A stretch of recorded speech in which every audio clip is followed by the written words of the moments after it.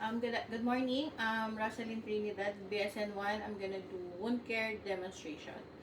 First, we're just gonna review the physician's order or our nursing care plan for wound care.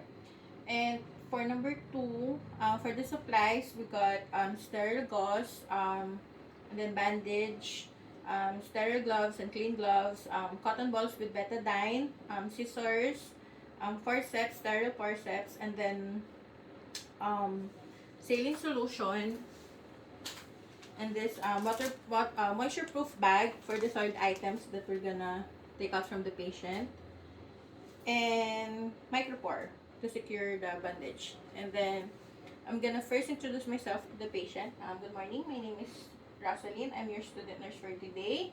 And now we're gonna properly identify our patient. What's your name, ma'am? When is your birthday? September 4, 2022. Okay.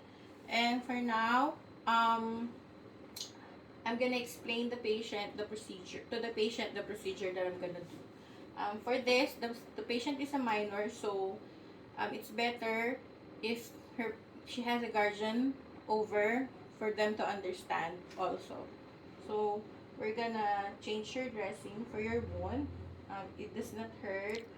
Just gonna change it for a clean one to avoid contamination and infection. Okay, then we're gonna do hand washing and we're gonna excuse yourself to the patient. Ma'am, could you excuse me? I'm just gonna wash my hand gonna clean it to avoid contaminating your wound. And we're gonna wash our hands with soap. We're always gonna do hand washing before performing any procedure, so we can avoid transmitting the possible microorganisms to our patient, to avoid infecting it or contaminating it.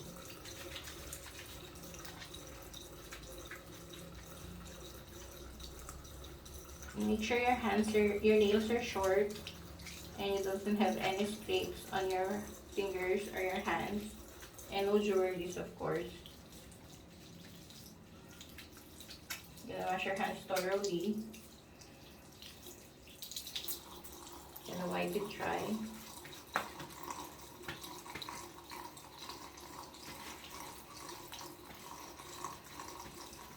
And use this dirty tissue to close it. So we wash our hands, and then then I'm gonna provide privacy for the clients. I'm gonna make sure all the windows and doors are closed and only expose the area where we're gonna do the wound care. Okay, and then we're gonna assist the patient to a comfortable position. Are you okay, ma'am? And then gonna place this moisture proof bag over where we can reach it and put our soiled items.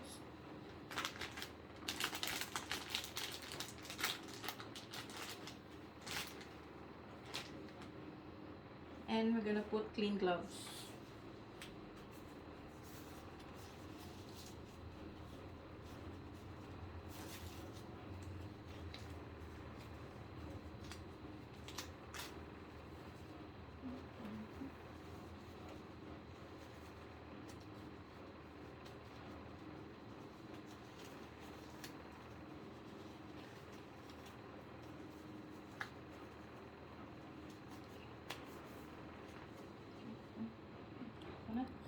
Pause na.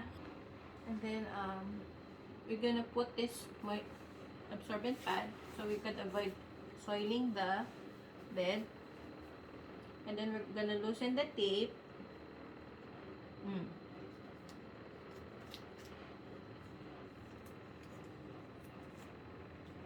If there's any part of the sticky part of the tape that lives in the skin, you can use a saline solution to remove it. Okay, now we're gonna assess the bandage, the amount of blood, the presence, and what kind.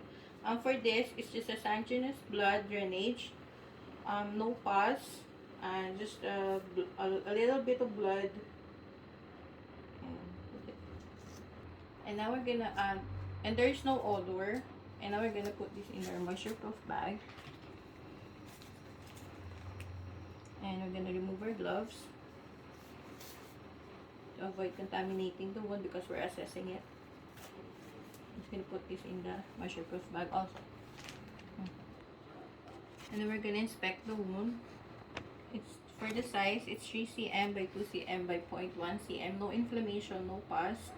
And then using sterile technique, we're gonna make a working area here because we're gonna put sterile gloves and open the cleaning solution. For this, we're just gonna use cotton balls with betadine. Now we're gonna put our sterile gloves. Gonna make sure that you put your non-dominant hand here because this is the sterile area. Put it like this. When our gloves have this sterile gloves, we're gonna hold it here inside the sterile area.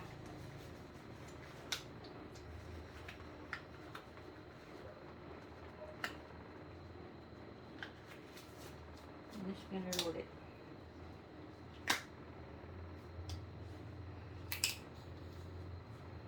And now we're gonna use this forceps to clean the wound.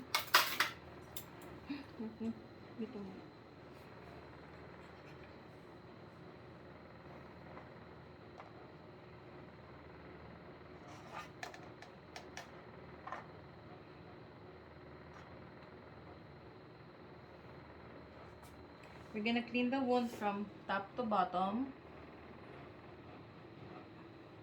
Just gonna use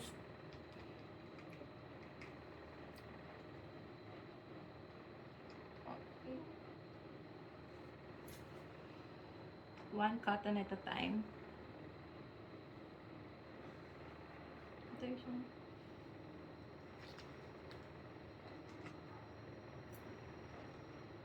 To avoid contaminating the disinfected area.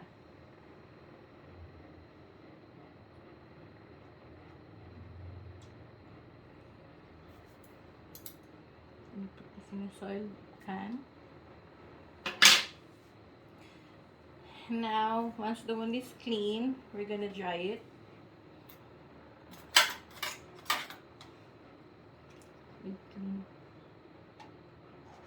With an absorbent pad.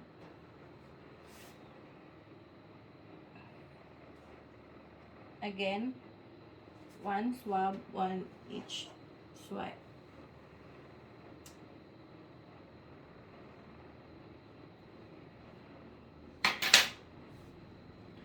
And once the wound is clean and dry, we're gonna apply the dressing.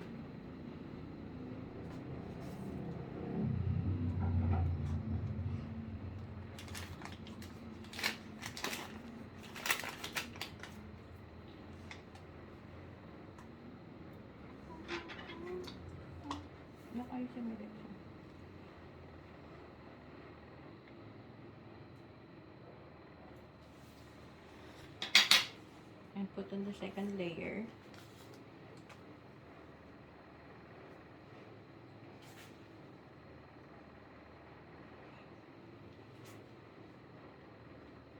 Then put on the tape.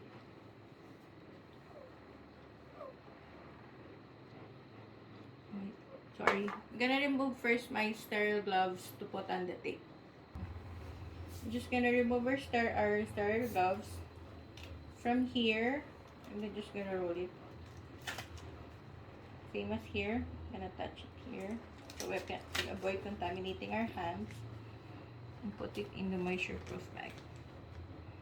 And then we're gonna secure the bandage with the tape.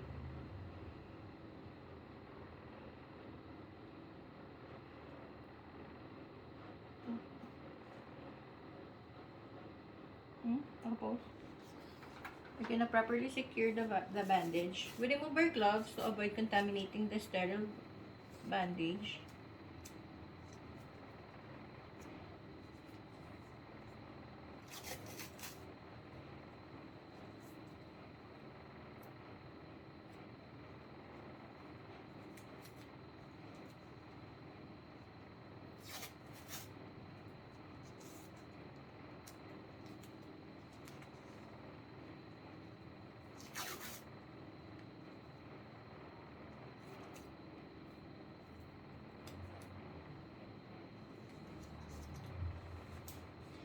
And as for this, we're done with putting on the sterile gauze on the wound.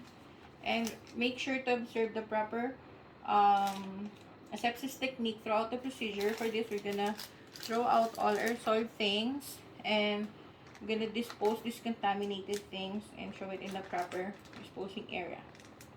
And for now, we're gonna assist the patient to a comfortable position, and I'm gonna perform hand hygiene again to avoid contaminating the patient. It's important to always wash your hand when doing before and after the procedure to avoid to remove all the possible bacteria or microorganisms that might harbor in your hands, so you can avoid it when contacting with the patient.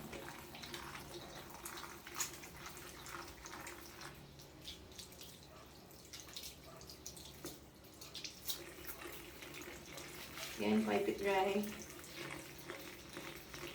Turn off the water. Go na. We washed our hands, so it's all clean, and we can now talk to our patient. We have to make sure to communicate them therapeutically. Ma'am, if there's any pain or you feel any pain, just wait to call me, and I will assist you. Or tell your mom to call us, okay? If you feel any pain or you feel like it's giving you a hard time, just tell us, okay? Thank you. Thank you po.